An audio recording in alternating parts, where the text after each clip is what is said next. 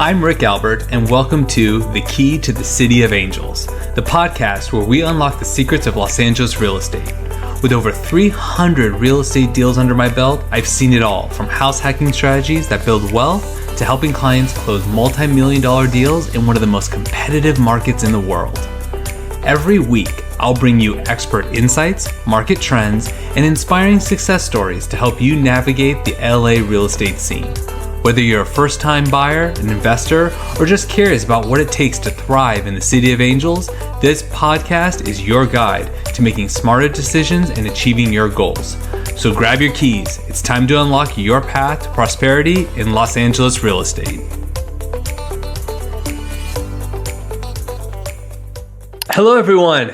I'm Rick Albert, the host of The Key to the City of Angels. I'm excited today to have Jarred Talmadge on the show. Thank you for being here. Thank you for having me. Yeah, and so we talked a little bit before this. What you basically focus on is for salespeople, oftentimes real estate agents, but how they really can maximize LinkedIn. Yes. Yeah. So how did you get into it? So, I've been on the LinkedIn platform. I was actually originally on the LinkedIn platform starting in like 2006. So it was only like a year old at that point. And I was a recruiter at the time. And so I found this little kind of website that had all these resumes on it. I thought, oh my God, this is great. We've managed to find the pot of gold at the end of the rainbow. And so I used it. And so for about 2 years when I was a recruiter, I was doing it. And then the Great Recession happened and I kind of walked away from it and deleted the account and said, I don't need it. I'm not using it. I'm doing something else. And then I came back 2013. I came back in 2013 and I had a real estate license and I went to a meeting. I had just changed brokerages and I said, I'd been a brand new real estate agent. I had no idea what I was doing. And so I go to this meeting and it's like you kind of like stepped into a time warp when you came into the office because you came in and it was like all of a sudden you were back in 1973. I mean, it's this deep wood paneling, is this ugly stuff. And there we are, we're all these real estate agents sitting in the basement of a building and the managing broker is sitting there and she says, here's how you build business. And I'm like sitting there going, okay, this should be interesting. And she says, she takes out this flyer and she says, here's a flyer. She says, make a copy of this flyer, go to Walmart, put it on every car you find, and hopefully somebody will call you. I just graduated with an MBA in marketing. And I'm like, you got to be kidding me. I'm like, this is the best you've got? Like, this is what we're doing? And I have a tendency to like say things out loud that I probably shouldn't. And so I must have said it because the broker goes, well, if you think you can do better, why don't you do better? I'm like, all right, challenge accepted, right? Right. And so I came back the next week and I said, here's my marketing plan. And I said, you need to do, websites and Facebook and LinkedIn and newsletters and blah, blah. And I'm going through this whole thing. And I was just like, I don't know how you guys don't know this. Like, this is just how you do business. Yeah. It took me about a week before every single person in the office signed up with me to do their marketing. And I went out the next week and started a marketing company. Did that for a decade. And so the truth be told, I started teaching classes. That was kind of how I started, was I just kind of teach classes and I'd learn. And somebody would say to me, oh, well, here's something I don't know how to do. And I'd come back next week and I'd be like, okay, here's how you do it. And, do that. And all of a sudden I found myself owning a marketing company that specialized in real estate agents and mortgage lenders. And one of the things I taught was LinkedIn. So I basically decided real estate wasn't for me in terms of selling because it's just not in me. But I could teach and I could do real estate related business. And so I started teaching this. I started doing this. And then this book came about. Where'd it go? Here it is. This one came about because last year I was sitting here having a conversation with a real estate agent and we're having breakfast at one of our networking meetings. And he says to me, what do you know about Facebook? And I said, well, I know that if you're thinking about advertising on Facebook, that's going to be very expensive and there's better ways to do it. And he says, well, Mr. Hotshot, if you know all about this, what would I do? And I said, well, you should do LinkedIn. And he says, what do you know about it? And so all of a sudden I was like, bam, right back in the middle of it teaching classes. So I went in and I updated the classes and I started teaching them. And as I started teaching them, I realized that, people can't take notes as fast as I could talk. And I said, oh, well, I know what I need. I need to write all this stuff down. So I took the class and I literally sat there and videotaped myself one day and I sat down and wrote down the class from that perspective. And that became this book. The funny thing is, Inman picked it up about 6 weeks after it was published and said, "This is great. Real estate agents need to use this." And they didn't tell me. I didn't find Of out course until not. December that it was a must-read book. It was all this, and so anyway, I started doing this because I had an agent tell me, "How do you do this? How do you build Yeah. business?" Because he says, "I post stuff all the time. I write stuff all the time. I don't get any traction. I don't get any stuff." And I said, "Well, you're probably doing it wrong." There it is.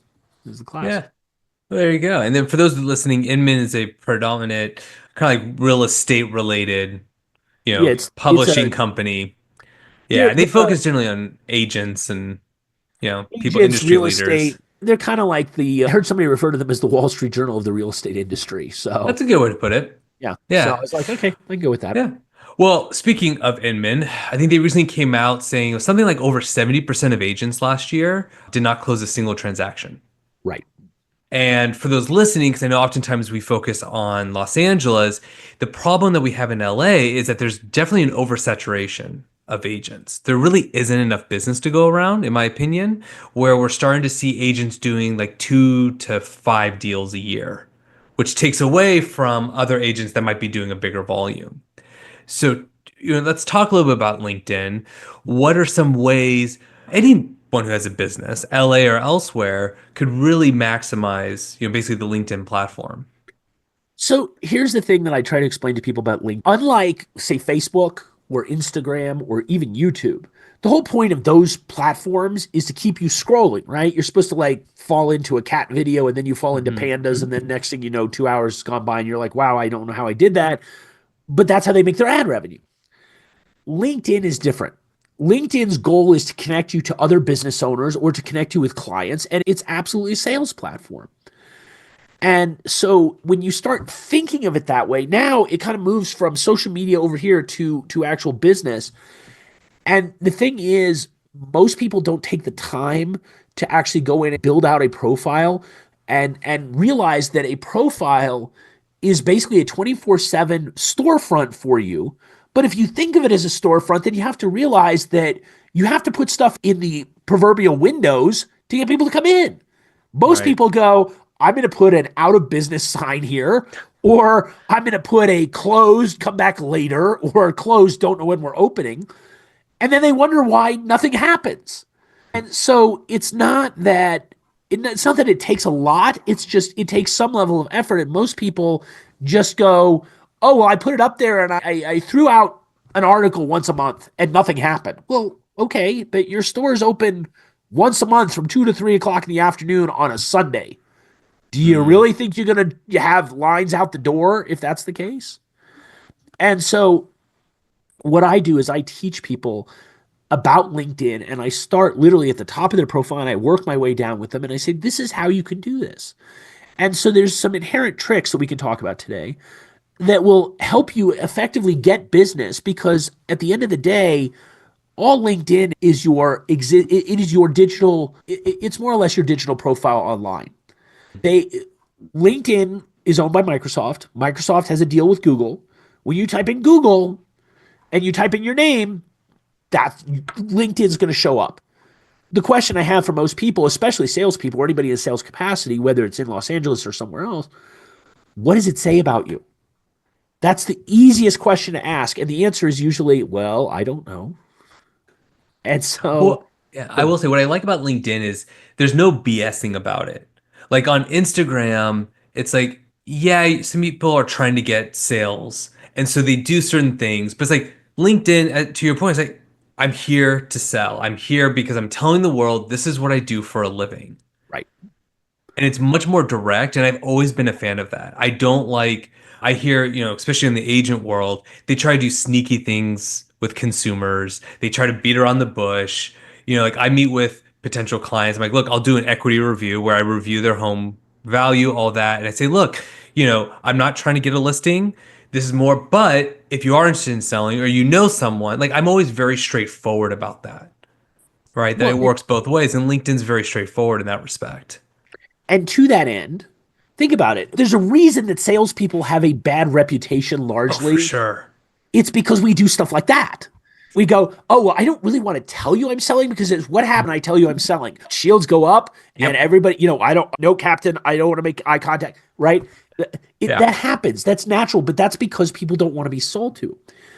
If you take your LinkedIn profile and you say, instead of me trying to sell you something, I'm instead going to tell you how I bring you value, how I can change the story or help you do something.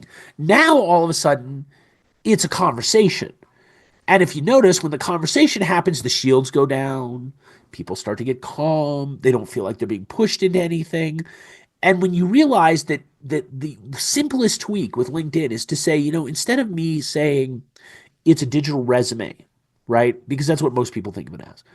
And instead, you turn it into this is how you attract customers. Well, now the conversation has completely shifted, and now your approach also will completely shift. And so when that happens, now all of a sudden LinkedIn becomes a tool to help you build business rather than something that most people feel repels business. Would you say what's the difference, I guess, between building a reputation versus becoming a thought leader in this space? Because it So, almost sounds like become a thought leader and the business will follow.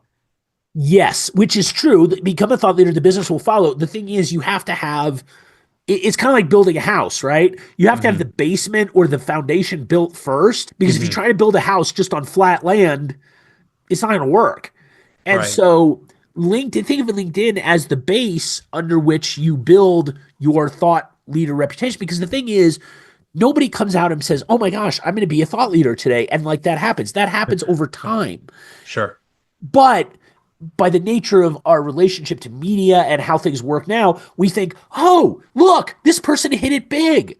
Well, yeah, but you didn't see the 30 years before that it took to get them there.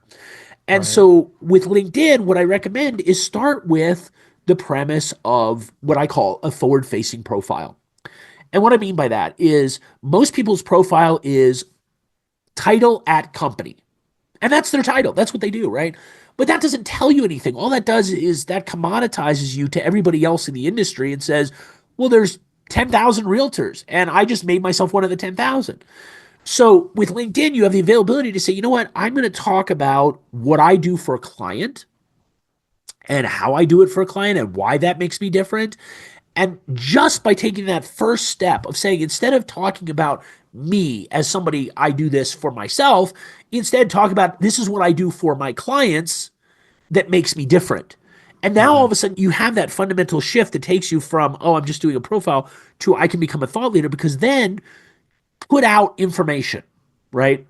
Put out information about how it helps your clients. Well, you're talking about your equity review. Well, obviously, the first step in knowing if you want to buy, sell, move, whatever, you need to know where you're at. And Hmm. so by offering a value of saying, look, I'm going to do this, I'm not going to charge you for it, I'm not going to be salesy about it. That opens the door to have a relationship as opposed to what most people do, which is I get these messages constantly. Actually, I got one last night. It was kind of funny. I Was get not this for me. message from a school teacher. She's somewhere on the East Coast. And she says, I can help you get leads. And I'm saying that my first thought was, I've been doing this for 30 years. You've been doing this for 30 seconds. Right. And so I went and read her LinkedIn profile. And I'm like, why is a school teacher from Connecticut telling me that she could find me mortgage or real estate leads in Colorado? Then why would that be a difference? Like it doesn't make sense. But that's most people's approach is they say LinkedIn, I know there's business to be had. So I'm going to friend somebody, followed immediately by I'm going to solicit them. Think of it this way. If you go out on a date and you meet somebody and the first thing you say to them is not, hi, how are you? Let's talk about it. Instead, you say, hi, let's get married. What's the response going to be? That's basically what most people do on LinkedIn, which is why they think, oh, well, it doesn't work. It's part of the process. And that's the long tail process of becoming a thought leader versus I just want to be a solicitor on LinkedIn. Right. So, what would you do to really stand out? Because, like you said, like, yeah, you provide value, but what are the other things that could be done? Right? Because So, anyone can post an article. right. So here's the thing. Let's start with the top, right? Let's start with the first thing you see. Most people, when you go to the first thing I look at when I when I do a consulting job, I go look at somebody's LinkedIn profile and I look and see what's on top. What's their Mm, banner, right? That big block at the top. Most people don't have anything there. mm, And that's prime real estate for you. Like, that's a thing where you should have your name, you should have your phone number, you should have your email address, you should have some reason for the client to say, you know what, I might want more information. Most people ignore it. And they just go, oh, it doesn't really matter that way. And then you go down to the headline and you read the headline and it says, realtor at company. Well, you have 220 characters to talk about what you do. The last thing you want to do is just say, well, what do you do? Well, I'm at this. We're not talking to the police here. We're not trying to not give an answer, right? Right. Well, as Brian Buffini used to put it 30 years ago, you don't want to be an undercover agent. You don't want to be an undercover salesperson. Tell the clients, what do you do? Just start with, this is what I do. And so, for example, if you're in Los Angeles and you specialize in a certain type of property or you specialize in a certain area of town, tell them that. Because everybody at the end of the day wants to go to a specialist. They don't want to go to a generalist. They want somebody. So if you specialize in selling in the Hollywood Hill, and that I'm assuming is different than selling in the Valley or selling on the coast, well, that's a pretty big difference. Right. And so start there. Start by talking to people about why you're different. When you go into things like the profile itself, start writing as if you're trying to have a conversation with somebody, kind of like what you and I are doing, rather than trying to sell them something. Because the biggest problem LinkedIn has is everybody assumes that LinkedIn is a sales platform that you just go right for the jugular. Go right for we got to go right for the. No. If you start by saying, look, let me build a relationship with you and let me give you information, then you start to realize that on LinkedIn, the connection is just the beginning of the process, not the end. Yeah, I think that's an interesting point. I was actually recently interviewed on a different podcast and we talked about niches. And it's like, the generalist, it just doesn't work anymore. Right. The big thing, especially because I know a lot of the listeners may not even be real estate agents, but the problem is everybody knows at least 10 of them because there's such a low barrier to entry that Correct. you need something that makes you stand out. Yes. So outside of the niche, what are some ways for someone to really stand out? One of the ways that I put out that I find works really well is in the same vein as putting out a podcast. It's putting out newsletters. LinkedIn has a new feature available inside of it where if you have 150 connections, you can actually start your own newsletter. You don't need a software package. You don't need an email package. You don't need to worry about spam. You don't need to worry about this. But 150 connections will get you the availability. It unlocks the availability to do a newsletter. Now, how do you do this?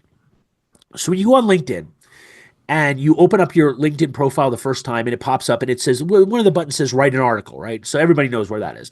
So if you click write an article, it pops up a new screen and it looks like it's just a picture and it says, okay, here's your title, write your thing. Well, in the top right corner, there's a button that says manage. And if you click that manage button, it's going to drop down a menu. And in that menu, it says newsletter. And then if you click that, it says start a newsletter. Well, here's the thing. If you start a newsletter, it's going to ask you a bunch of questions about what you want to do, what you want your newsletter to be about, how often do you want it published, what's the type, blah, blah, blah, whatever. And then it takes you back to a page that looks exactly like your write an article page. So what I tell people is if you're not sure what to do, let LinkedIn do the hard lifting for you by starting a newsletter, because here's what's going to happen. So you create the newsletter, you do the graphic, and then you have the title, right? So you got to come up with a title for the newsletter and a name for the newsletter. Okay, that's easy enough. But everybody freaks out. They go, a newsletter. Okay, here's the thing. Let's go back to high school English, okay? 3 parts, and I'm going to add a 4th, right? So the first part is the introduction. So start by writing something that says, maybe a paragraph at most. This is what I'm going to talk about. Okay. Then we're going to include the body, a couple of paragraphs. Can be as little as 1, can be as many as you want. The body of the paragraph being, what's your point? What are you trying to say?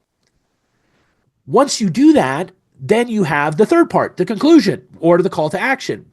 Thank you for reading this. This is what I talked about. So simply put, I'm going to talk about something. I talk about it, and then this is what I talked about. Great. There's your newsletter. If you stick to one point, regardless of what industry you're in, stick to one point of something that I would refer to as a pain point for your clients, because we all know what those pain points are. Every industry, no matter what you do, there's a pain point that if you sit there and say to a plumber, what's the first question you're going to get asked? He's going to know. Same thing with an electrician, a realtor, a DJ, whatever it is, doesn't matter. There's always that one question. You have those questions already in your head. You already know what they are. You don't have to think about them. So don't complicate it. Write about that. Now, here's the piece that gets really wild. The fourth piece that I add to this is called the About the Author section. So after you've written your newsletter, you're all done and great. Okay, fine. Now what you do is you put about the author, and then you get a couple of paragraphs to write about yourself. Now, this is an unadulterated, absolutely 100% sales pitch why they should work with you. This is the beginning of where the thought leader process comes from. Okay? You can't be a thought leader if nobody knows what your thoughts are.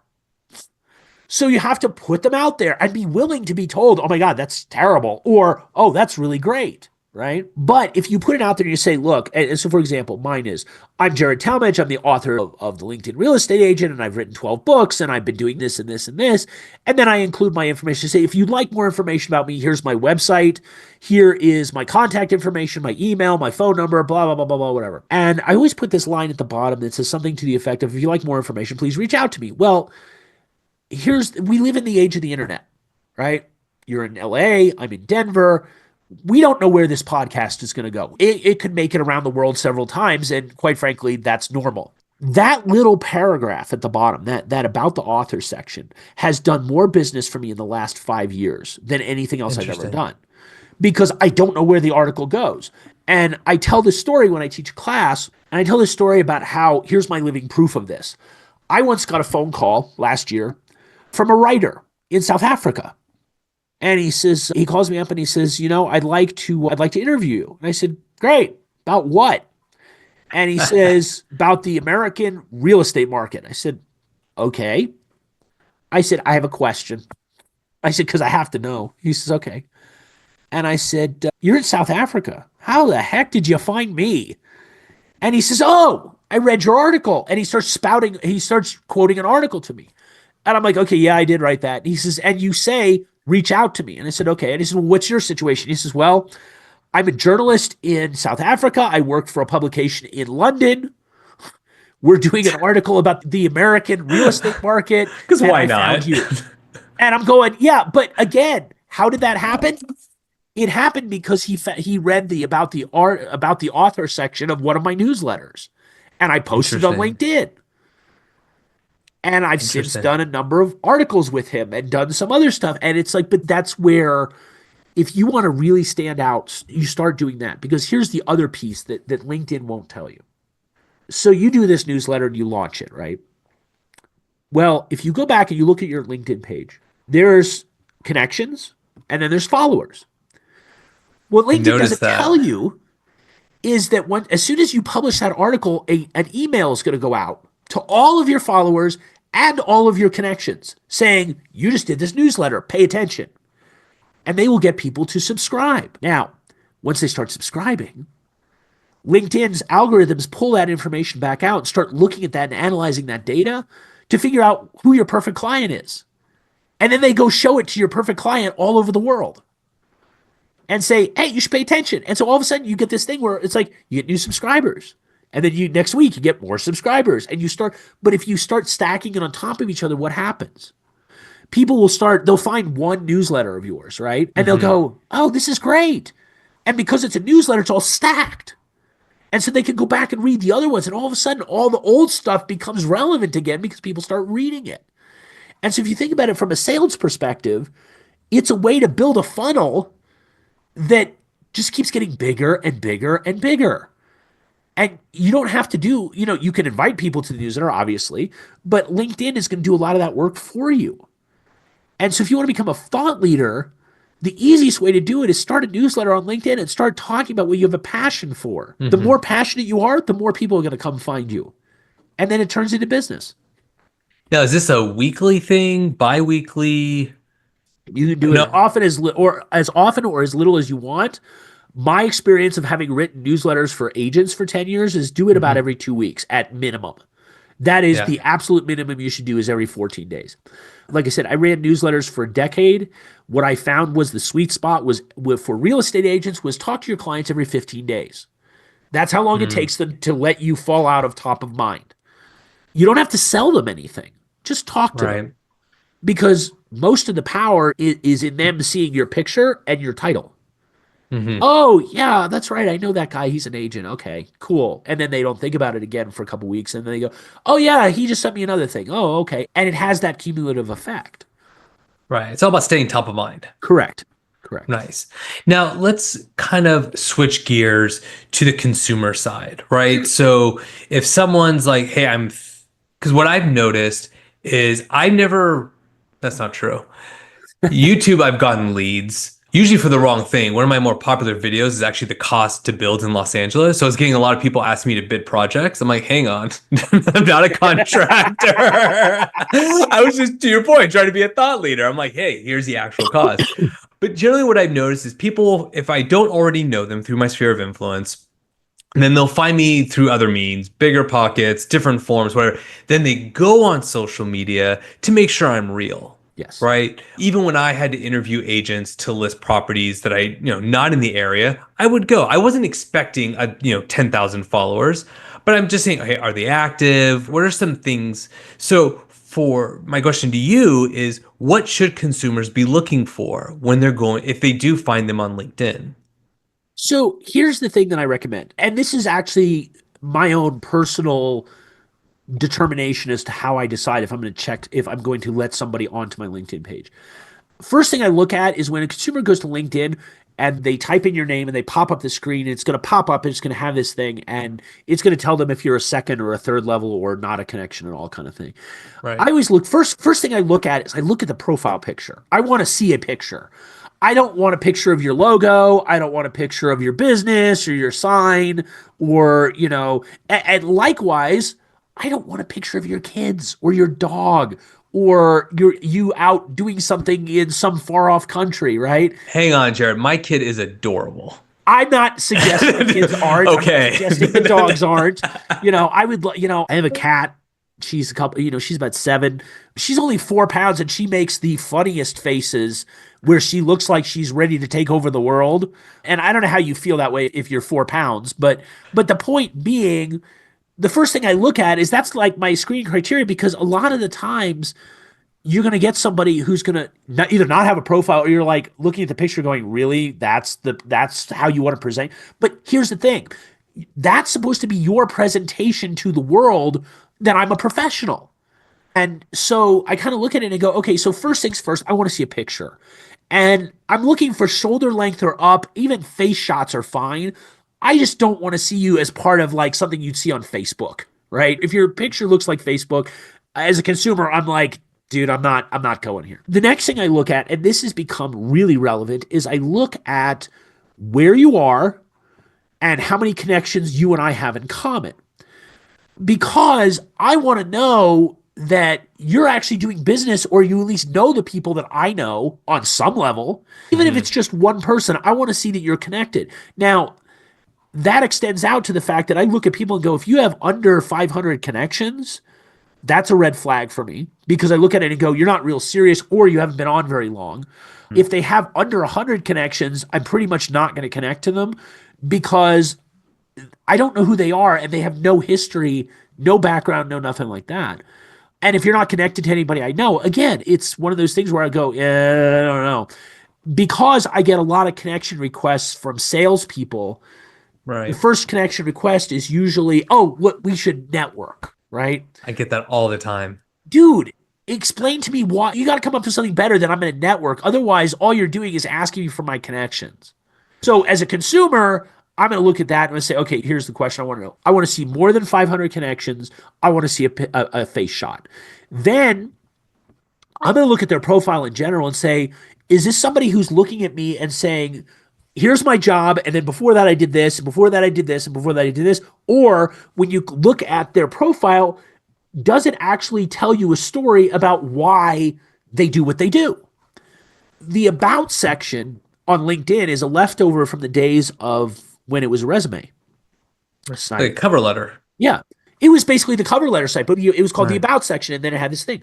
Well, today, the about section is, let me tell you how I can help you as a consumer, right? And so I look at that and I go, does this person, A, know how to write, B, know how to present what they're doing, and C, make it enough that I'm going to go, oh yeah, I want to talk to them.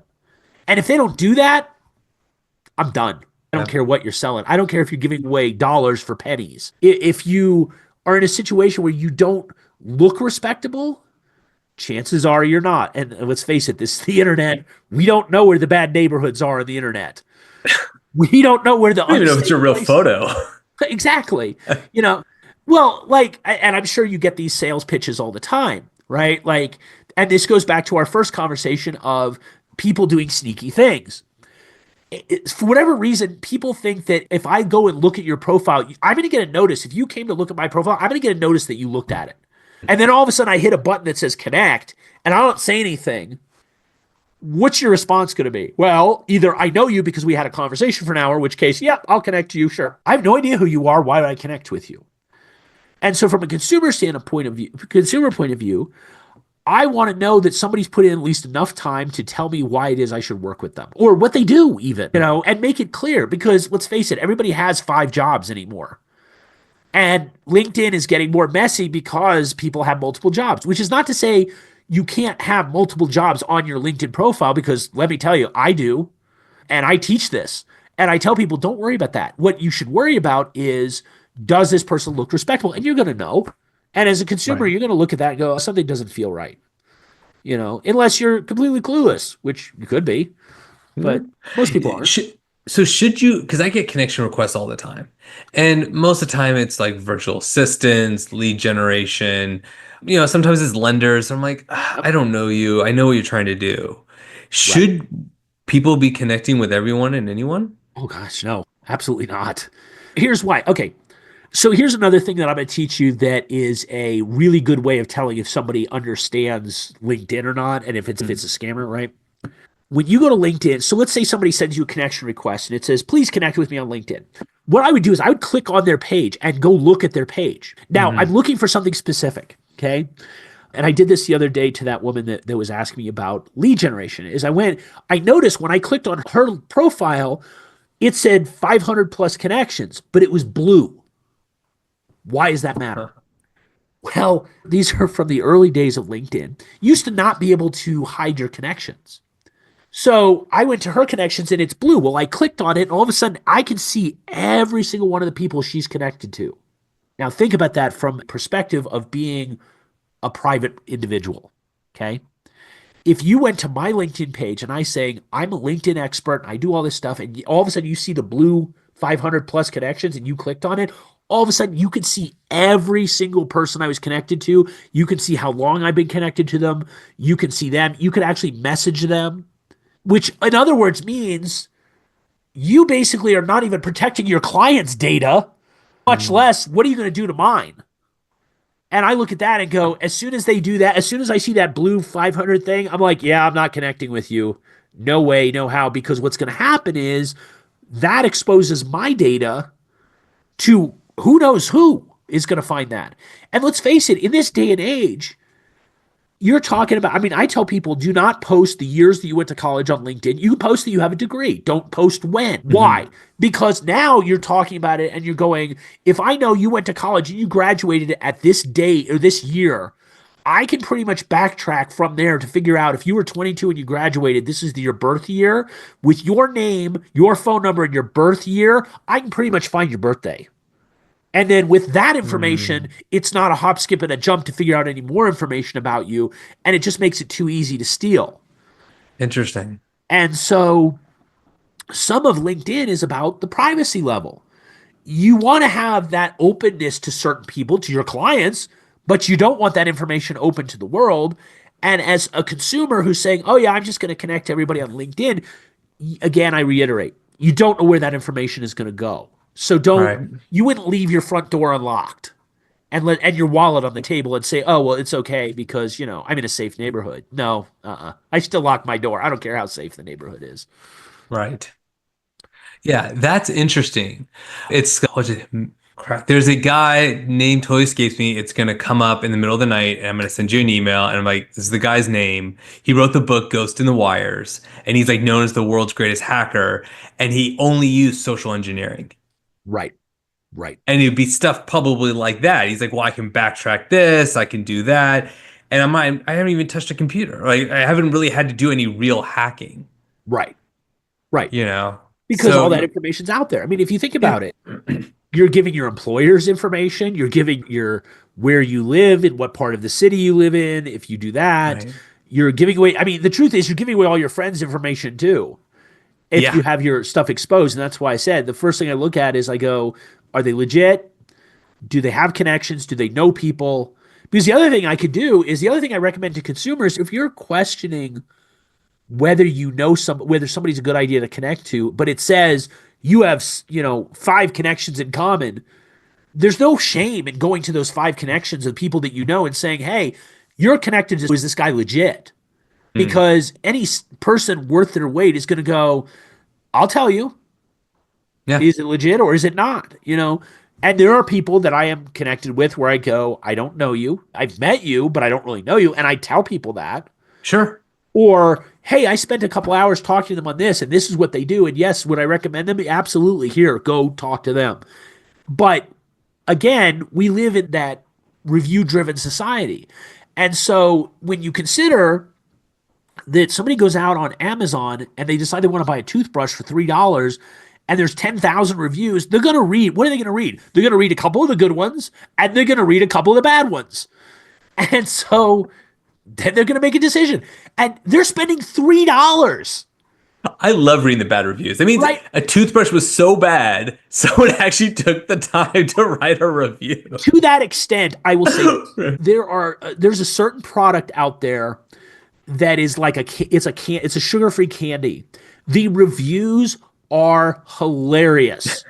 And part of me just goes back to Amazon every few months just to read how bad the reviews have gotten because it's just like, people talk about it, they say, oh, I ate this candy and all of a sudden and they talk about their stomach rumbling and things are happening and, they're down on their knees praying to whatever they believe in that this is what, I mean, but it's funny. And the Yeah, thing is, they can't remove it, but people are reading it, and yet somebody still is buying this stuff anyway. And so I right. look at it and say, as a consumer, as an agent, as a salesperson, if you don't think your clients are Googling you to look at what's happening to you, you are absolutely missing the boat. And that's where LinkedIn becomes a very powerful tool because, again, when you Google somebody or something like that, LinkedIn's going to come up in the top 3. So if you're a Hmm. salesperson and you want to control the narrative about what you're doing, why wouldn't you fill out your LinkedIn profile to the absolute maximum to say, this is what we do? Because there's a 1 in 3 chance that it's going to come up number 1. And what's the old adage? The best way to hide something on Google is to put it on page 2. Nobody Hmm. ever goes past page 1. They just look at it and go, oh, you got a LinkedIn profile. Let's go read that. Right. Oh, now all of a sudden it becomes important because it's part of the social selling process, not just a static social media platform. Interesting. Real quick, Kevin Mitnick. That was the name of the author. So now I don't need to email you at 2 a.m. So I appreciate that. All right, going back to LinkedIn, reviews, Yes. right? People can do like the recommendations. Yep. Yep. The problem we have, at least on the real estate side, is there's so many websites to do reviews. It's Right. hard to ask consumers to do so many. So typically I ask my clients, now they're saying shift over to Google reviews. I still ask for Zillow because I still have a decent number of reviews there. But for LinkedIn, what have you seen as far as the reviews go? Yeah. So on reviews, here's the thing about reviews and why LinkedIn is basically starting to be considered a top tier reviewing site. Okay. So it's very similar in Google in that Google, when you get a Google review, you as the person getting the review can't touch it. Like you can't do anything about it. Somebody gives Hmm. you or your business a 1-star review, it's going to live there and it's going to bring down your average. Well, same concept, similar concept on LinkedIn. LinkedIn, you can connect to somebody and you can give them a review as long as you are a first level connection to them. So on that Fair level, enough. it's a little more protectionary because I do business like I said, I have multiple jobs. One of the jobs I have, I work for an inspection company and they could get a negative review and there's nothing we can do about it, right? All of a sudden somebody says, oh, we do this. And then you find out later that person didn't have an inspection with us, never worked with us. It was just some Right. disgruntled somebody that their deal fell apart and they're mad at the inspector. I can't do anything about that. Right. LinkedIn makes this different. So first, you have to be connected to the person you're giving a review for. Second, let's say I'm going to give you a review, right? So I'm going to say, okay, I'm going to review Rick, and I'm going to say, and so I write this glowing review of you, and I say, you are a great real estate agent. This is what you should do. If you're ever in Los Angeles, you should work with Rick, blah, blah, blah, blah, blah. I hit send. That goes to you. You now have a choice. You can either make that public or not. That's it. That's your only choice. You don't have the availability to change it. Now, you can request that I change something. If I wrote something and you're like, oh, this is not right, can you change this? You can request it, but it doesn't mean I have to do anything about it. Vice versa, you can decide if you want to put the review up or not, and in what order you want that review to come up on LinkedIn. But that's it.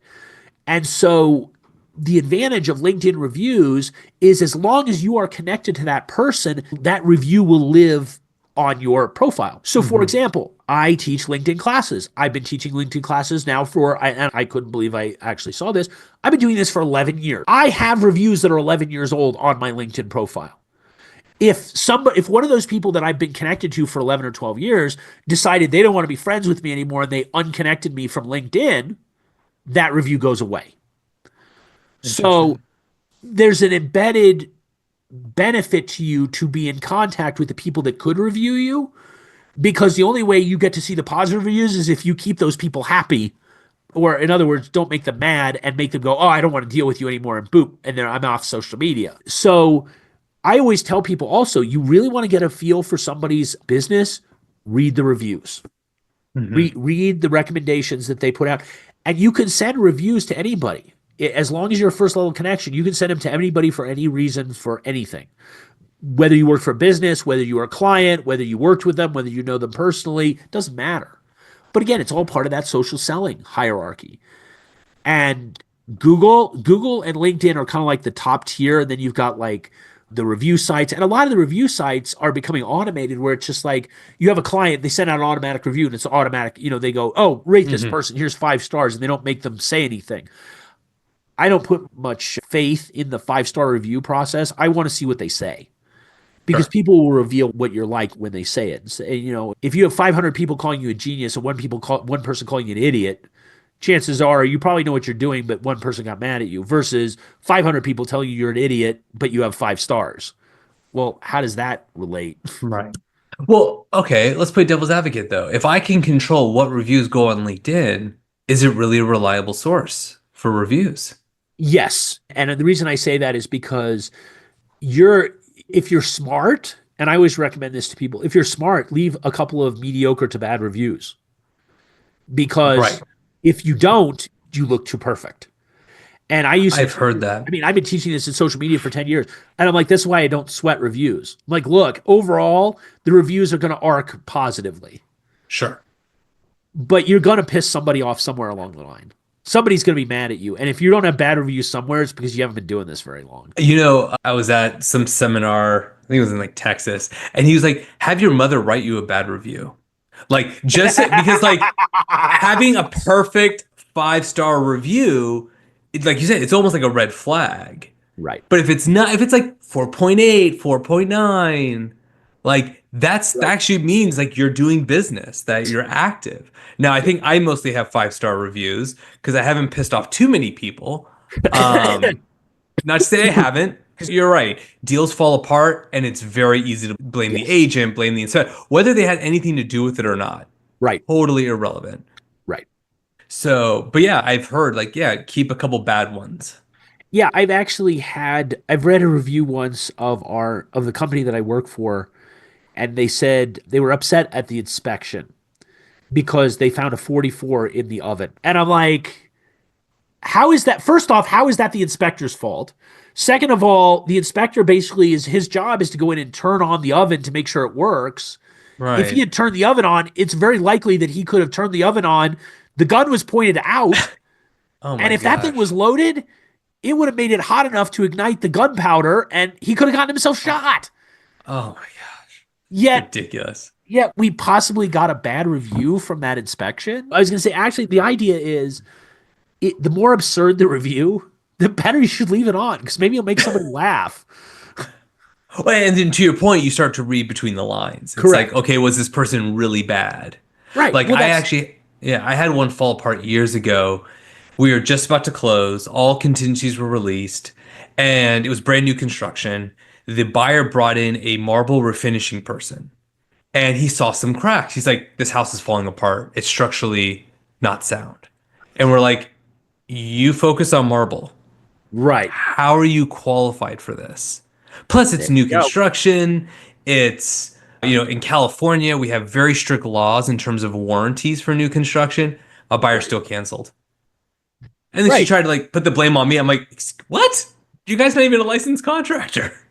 But again, it comes back to read between the lines. And that's why I said, you give me a 5-star review, great, whatever.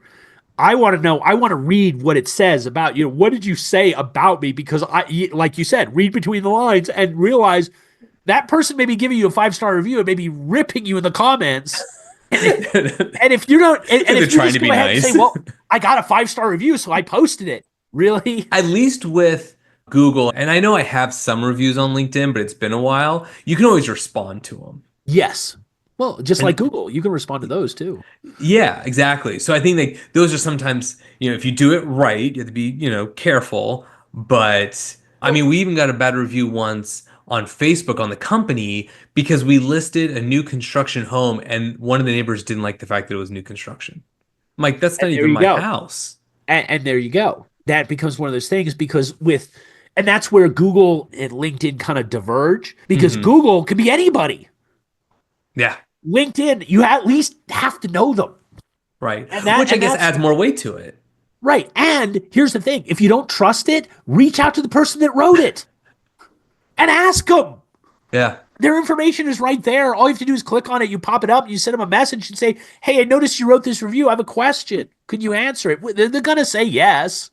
Right. Because everybody wants to give their opinion. Oh, absolutely. Who doesn't? I always have an opinion. People ask me questions on the fly. I'm like, I'll give you my opinion. Totally not warranted. Right. But why not? It's so easy. It's America. So, right? So, all right. Well, is there anything else that we should be touching on? The biggest thing with LinkedIn is if you don't have to spend hours upon hours a day doing it. Spend 15 minutes. Yeah.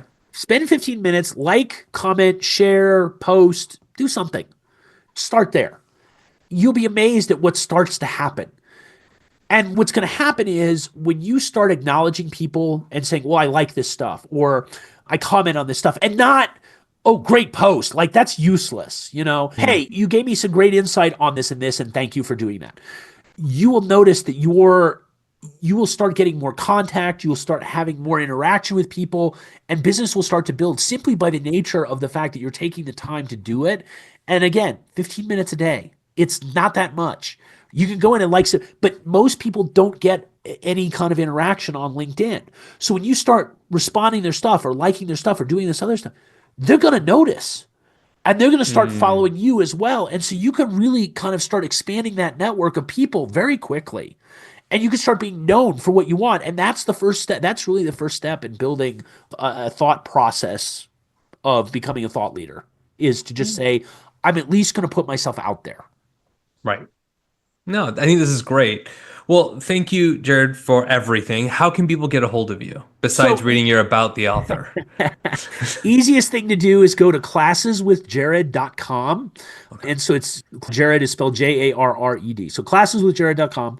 It's my website. It's got information on when I teach classes. I'm getting ready to teach online classes for LinkedIn. Some will be free, some won't. That's how you get there. And then if you're interested in talking to me about consulting, I do that. And then basically that's how they can reach out to me as well. And they can get a free chapter of the book. Also, it has a little button for free chapter of the LinkedIn Real Estate Agent if they want to try it out. Oh, fantastic. All right. Well, thank you again for being on the show. Thank you everyone for listening or watching. And we'll talk to you guys soon. Maybe we'll do a recap of this and see how LinkedIn's changed over the years. Sounds good. I look forward to it. Thanks. All right. Thank you. Thanks for tuning in to The Key to the City of Angels. I hope you found today's episode helpful as you navigate the world of Los Angeles real estate. Whether you're looking to buy your first home, expand your investment portfolio, or sell in this competitive market, I'm here to help you succeed. Let's connect. Visit my website or follow me on social media to learn more about how I can help you achieve your real estate goals. And if you're ready to take the next step, don't hesitate to reach out. I'd love to work with you. If you've enjoyed this episode, be sure to subscribe, leave a review, and share it with someone who might benefit. Together, let's unlock your potential and make your real estate dreams a reality.